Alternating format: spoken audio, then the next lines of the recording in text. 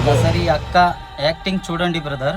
అన్న మీద ఉన్న ప్రేమతో ఆ క్షణంలో ఏదో ఎమోషన్ లో కొట్టేసి వెళ్ళిపోయిన తర్వాత అయినా ఈ మత్తాలి శివారెడ్డి అనేవాడు పలానా వాడు, వాడు మామూలోడు కాదు, వాడు ఇంకా చావలేదు, హాస్పిటల్లోనే ఉన్నాడు. ఒకసారి ఈ అక్క ప్రొఫైల్ ఓపెన్ చేసి చూడండి ఫ్రెండ్స్.